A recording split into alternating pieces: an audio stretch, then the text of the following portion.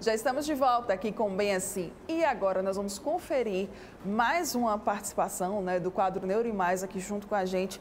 E hoje o tema são os direitos médicos das pessoas que têm o transtorno do espectro autista. Vamos lá conferir.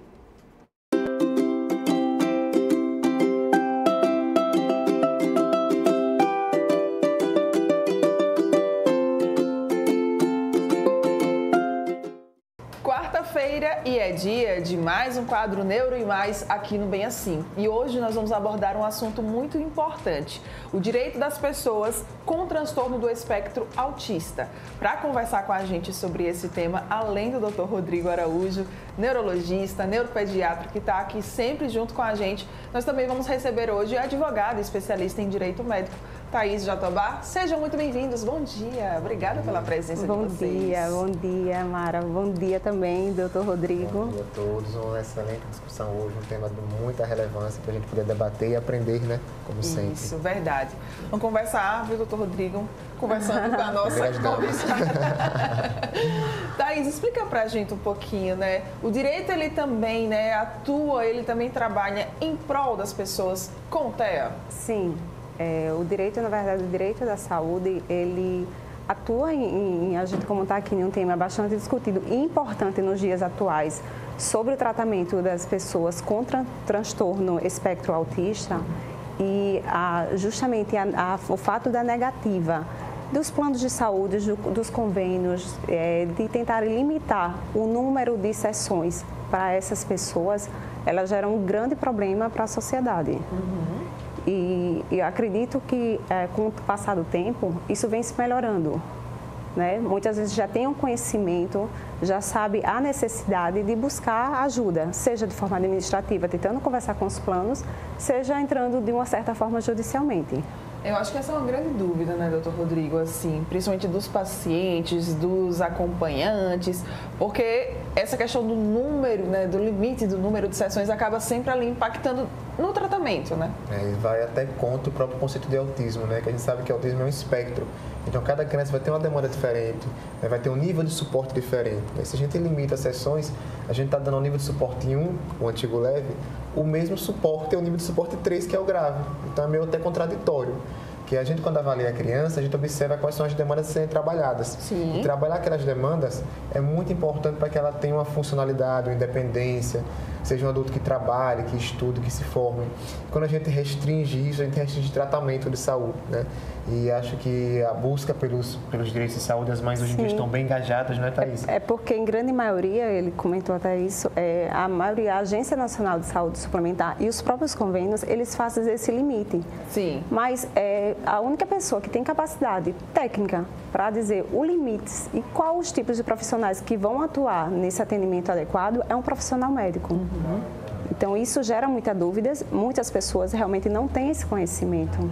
Existe um limite pré-estabelecido? Quem vai estabelecer é o profissional médico. É o profissional médico, né? Teve até essa questão recente discutida que a gente tem muita confusão, né, Thaís? O rol taxativo é exemplificativo. Sim. Eu lembro que, pelo que eu li na época, houve realmente o taxativo ganhou, só que logo depois o Ministério Público recomendou à Federal ANS que para o autismo civil pública e os transtornos globais de desenvolvimento não tivesse limites de sessões, porque eles têm direito à fisioterapia, terapia ocupacional, fonoaudiologia, psicologia, de forma que a demanda existe. Exato. Não é isso, eu estou errado, estou certo? Não, é porque ele coloca um quadro de rol taxativo. Sim, inclusive esse foi um tema que gerou bastante polêmica, né, ano passado. Porém, quem vai limitar e dizer é o médico.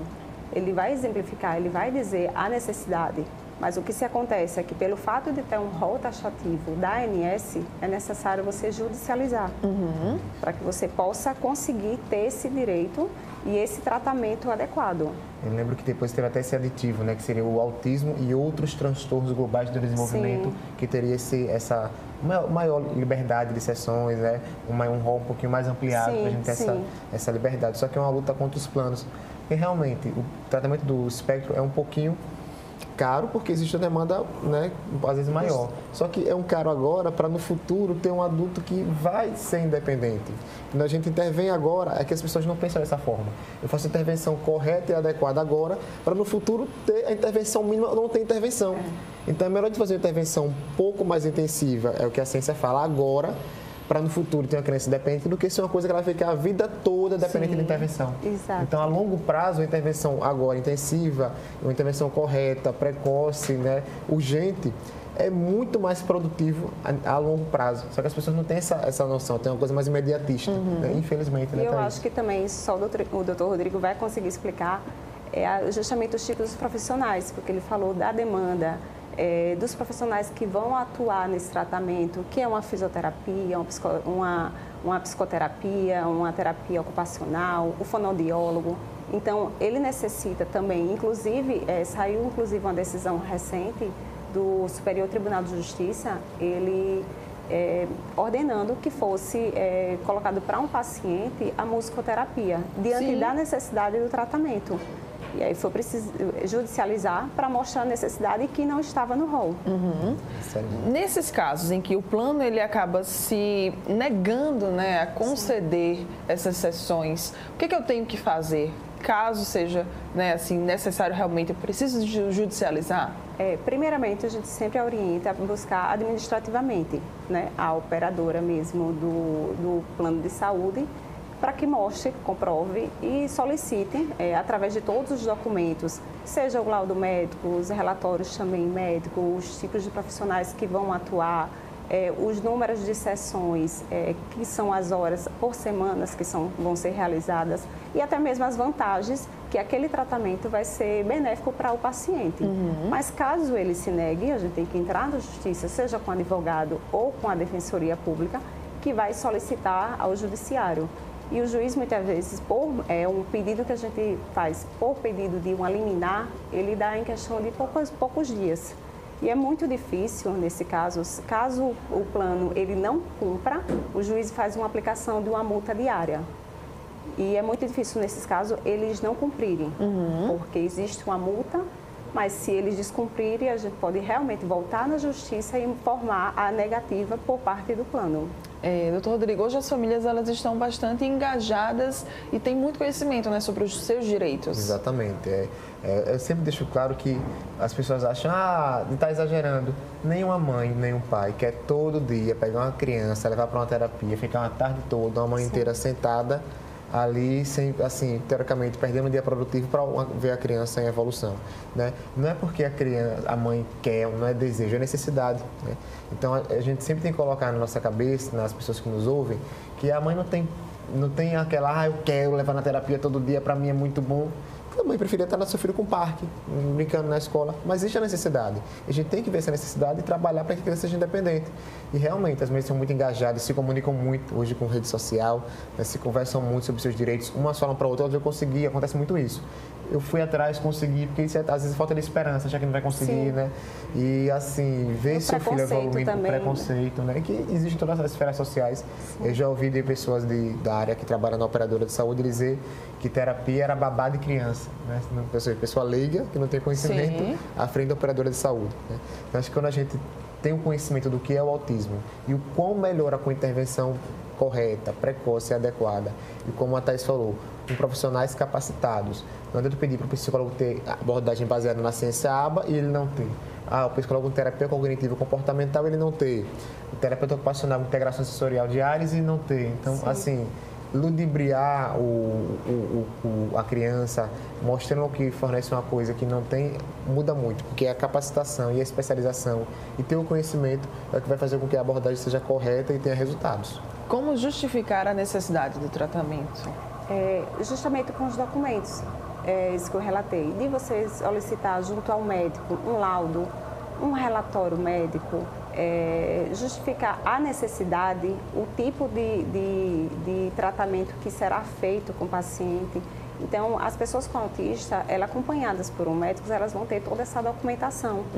Então, juntando todos esses documentos, ela junta perante ao plano, no caso, numa negativa. Certo. Doutor Rodrigo, né? A gente tem falado muito nas últimas semanas sobre a importância das terapias. E aí eu acho que dessa vez não seria diferente da gente também poder citar um pouco sobre a diferença que as terapias elas fazem durante o tratamento. Excelente. A gente sabe que a única coisa que tem evidência científica no tratamento do autismo é somente terapia. Se falar em qualquer outra coisa, tem um tal medicação, tal estimulação que tem efeito no TEA. Não tem evidência científica. É terapia. Terapia bem feita, adequada com a equipe que se comunica. E quando as pessoas colocarem na cabeça que fazer terapia de forma adequada vai transformar aquele indivíduo e vai ser um indivíduo que vai trabalhar e produzir para a sociedade e não deixar um indivíduo que vai ser dependente de, às vezes, benefício, aposentadoria, a gente vai ter uma transformação muito grande no mundo, Mara. Hoje, nos Estados Unidos, a gente sabe que existem muitos casos, né? A gente tem crescido o número de crianças no espectro e talvez, quando a gente evoluir enquanto país, adotar um modelo americano que também faz, além das terapias, as capacitações de pais e professores. Porque não adianta o terapeuta abordar a criança 1 hora naquele momento por dia, 2, 3, e em casa que ele passa maior tempo, na escola que ele passa muito tempo, as pessoas não saberem lidar. E às vezes até desconstrói todo o trabalho que foi feito. Então, as terapias com pessoas habilitadas, capacitadas, que saibam lidar com aqueles comportamentos, que saibam manejar aquilo, é muito importante. Vou dar um exemplo clássico. Por que eu falo de pessoas capacitadas? Tem pacientes que falam que vai para terapia, aí o psicólogo fala: mãe, nunca diga não. Quando eu for dar uma negativa, eu fale ou. Outro diga não, pode falar não. Outro fale, não desvia o foco. Cada um vai falando uma coisa. Estou perdida, não sei o que eu faço com meu filho. E assim, eu sempre falo para os pais: veja, pai, o que é que seu filho vai enfrentar na vida? Quando ele estiver trabalhando no emprego, ele vai receber não? Vai. A gente recebe mais não do que sim. A gente sempre tem que preparar a criança no espectro para pensar no futuro. Como é que eu quero que meu filho seja? Quando ele estiver na escola e a professora ou o colega negar algo, vai falar para ele ou? Não. Vai falar não pode. E a gente tem que entender que o não existe. Aí justificam dizendo que a criança pode se frustrar com o não. Infelizmente, a nossa vida é cheia de frustrações negativas. A gente tem que trabalhar e viver para isso, né, Thaís? A gente recebe mais não do que sim na vida. Então, é o que eu falo sempre aos pais. Trabalhe a criança pensando como no futuro ela vai ser abordada ou ela vai ser submetida a essa situação. Então, já vou trabalhar pensando nisso, no adolescente, no adulto, e esteja preparado para isso. Porque se eu não dou uma negativa para a criança e ela recebe no futuro, ela não vai saber lidar. Agora, se eu já forneço ela negativa, mostro ela que não existe, a gente tem que saber lidar com as negativas, saber lidar com as frustrações, ela vai ser um adulto que vai saber manejar melhor isso, né, na sua vida. Muito bem, Thaís. Quais que são as principais dúvidas, né, dos pais, das famílias, em relação ao direito médico das pessoas com o TEA? Na verdade, as pessoas não sabem onde buscar, qual é o mecanismo de buscar. Por onde é que eu vou, né? Qual é o primeiro passo que eu dou para lutar pelo meu direito? O preconceito, como eu estava dizendo, o preconceito até dentro de casa, ele já existe. Né? E até a própria família e as pessoas próximas entenderem que aquela pessoa tem um tipo de transtorno, ela gera muitas dúvidas e muitas vezes muitas angústias de pessoas que não sabem lidar com o tratamento ou com a situação. Sim. Então, saber onde buscar, qual o caminho ela deve seguir, principalmente de uma forma judicial, para elas existe um pouco de receio, de medo. Né? Hoje em dia, através das redes sociais, da mídia, a gente consegue expor melhor, né? Expor o que significa, né, o TEA, e informar quais os mecanismos que elas vão buscar por vias, como eu disse, por uma defensoria pública que vai fazer um acompanhamento ou mesmo com um advogado. Então, caso eu sinta essa necessidade de buscar uma ajuda jurídica, eu devo procurar ou um advogado ou um defensor público, né? Exatamente. Para poder ir atrás. Orientar melhor.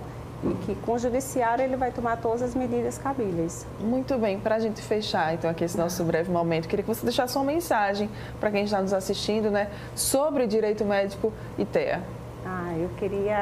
Primeiramente queria agradecer a todos vocês, né? É muito importante, eu acho, esse momento aqui de estar se discutindo um assunto tão importante que é o tratamento adequado para essas pessoas. E queria dizer até mesmo para as pessoas que houverem dúvidas, que procurem, que corram atrás dos seus direitos, né? Que é como se, né, vocês não estão só, nós não estamos sós.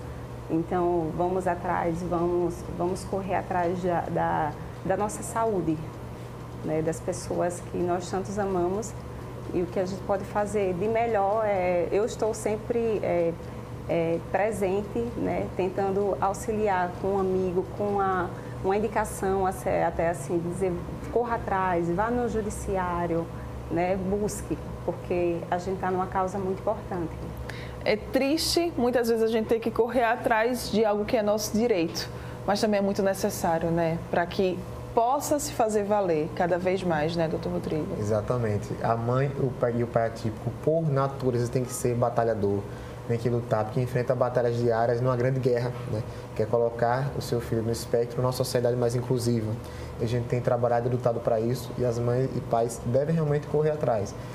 Não deve se frustrar com a negativa, não deve aceitar que ela é negativa, melhor dizendo. Se é aquilo que meu filho precisa, eu vou correr atrás disso. Acho que mais importante do que qualquer pessoa para uma mãe é um filho. A gente não tem dúvida disso. E lutar e nunca cansar, né? Sempre ter forças e ter a esperança de um futuro melhor para aquela criança, aquele adolescente. Que mensagem linda! E assim a gente encerra o nosso quadro Neuro e Mais de hoje, mas eu queria muito também reforçar o Instagram, né? O perfil do Dr. Rodrigo, que está sempre ali à disposição para ajudar a gente, todas essas famílias. Dr. Rodrigo, por favor, vamos lá reforçar, né? Eu agradeço mais um programa excelente de muito conhecimento. Quem quiser aprender mais um pouquinho é só seguir o Rodrigo Araújo Neuro. Muito bem, Thaís, obrigada mais uma vez pela sua participação aqui junto com a gente, viu? Também, brigadão mesmo, aprendemos bastante nessa quarta-feira. Obrigada, viu? Bom dia. E olha só, viu, gente? Assim nós vamos encerrando por aqui o quadro Neuro e Mais.